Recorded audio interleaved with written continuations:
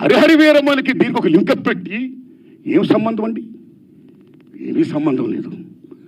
ఈ రకంగా దాన్ని ఇచ్చేస్తారని చెప్పి ఈ పర్సెంటేజ్ సిస్టమ్ అనే ఇష్యూని పక్క తోసేసేసి హరిహర వీరమ్మను ఫోకస్ చేయడం అంటే ఎంత దారుణం ఉండేది.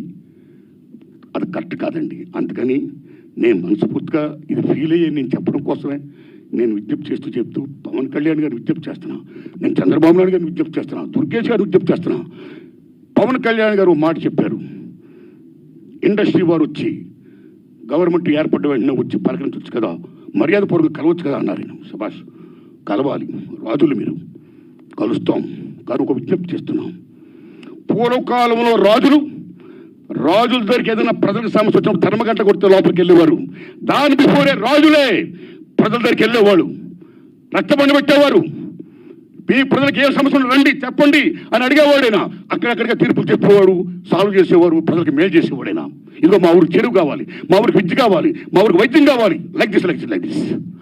అలాగా మీ మినిస్టర్లు కూడా అయిన వెంటనే ఇండస్ట్రీని పిలిచి రండి మీకు ఏ సమస్యలు ఉన్నాయి, నేనేం చేయాలి, మేమేం చేయాలి అని చెప్తే మేము కూడా ఎంత ఆనందపడేవాళ్ళం అండి. మేము మీ బిడ్డలు అండి, children of the state.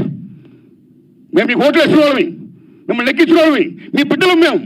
You must be respect the people the same time who must respect the government. It's vice versa. So my humble request, దయించి ఈ పర్సెంటేజ్ సిస్టమ్ పక్కకి పెట్టేయకుండా, పర్సెంటేజ్ సిస్టమ్ అనేది మెయిన్ ఇష్యూ కాబట్టి. ఎందుకంటే all malls ఇవాళ occupy చేసి 50% they are taking. Corporate సెటప్తో కూడుకుని ప్రైవేట్ సంస్థలు ఏమైతే ఉన్నాయో ఆ కార్పొరేట్స్ అందరూ కూడా they are getting 50%. But single థియేటర్కి ఏమైంది? సింగిల్ థియేటర్ అందరూ మనవాళ్ళు, ఎక్కడోళ్ళు, ఓ ఫ్యాషన్తో కట్టుకున్నవాళ్ళు, ఈ తల్లిని నమ్ముకున్నవాళ్ళు. సినిమా అంటేనే తల్లి తండ్రి నిర్మాత తీసేవాడు, చూసేవాడు, ప్రేక్షకుడు దేవుడు.